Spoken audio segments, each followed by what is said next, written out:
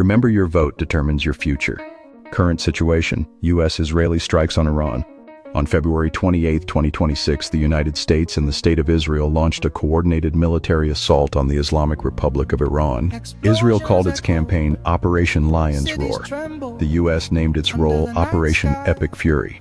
The objective was clear: cripple Iran's military infrastructure, missile systems, and nuclear capabilities, and apply pressure that could destabilize the regime. Air and missile strikes hit Tehran, Isfahan, Qom, Karaj, and Kermanshah, targeting command centers and strategic facilities. Communications in Tehran were disrupted. Civilian areas were also impacted. Retaliation and escalation. Iran responded immediately with missile and drone attacks on Israel and U.S. bases across Bahrain, Qatar, Saudi Arabia, Kuwait, Jordan, Iraq, and the UAE. Tehran labeled the attacks illegal aggression and vowed continued retaliation. Civilian casualties are rising.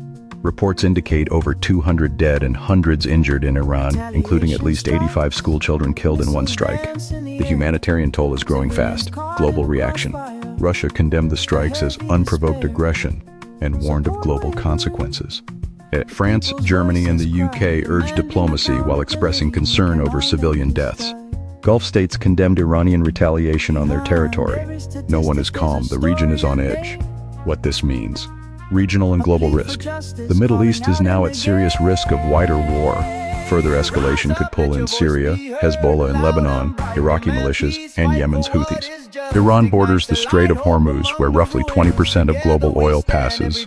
Any disruption could spike oil prices and drive inflation worldwide, including in America. Humanitarian impact.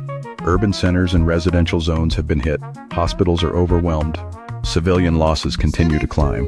Constitutional and political questions in the U.S. Under the U.S. Constitution, only Congress has authority to declare war. There has been no formal congressional declaration authorizing this escalation. The War Powers Resolution of 1973 limits prolonged military engagement without congressional approval, yet presidents have often stretched that boundary. This raises serious legal and democratic concerns. American public opinion. Polls show the country is divided and leaning against war. About 49% oppose military action against Iran. Roughly 27% support it. Around 70% of voters say presidential military action should require congressional approval. The message is blunt. Americans are uncertain, cautious, and wary of another prolonged conflict. Countries already affected. And Gulf states hosting U.S. bases have been struck. Europe fears economic and security fallout. But oil markets are volatile. Global supply chains are bracing for shockwaves. This is not a contained conflict, it is global in consequence. The bottom line: war reshapes economies, families, and futures. It costs lives.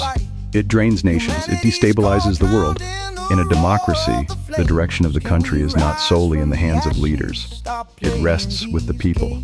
Engagement, accountability, and participation are not optional during moments like this. Peace is not weakness. Stability is not surrender. A peaceful world creates stronger economies, safer communities, and better futures for our children. The power to influence the course of the nation and demand clarity, legality, and responsibility ultimately lies with its citizens. A peaceful nation builds a prosperous world. Vote for the truth.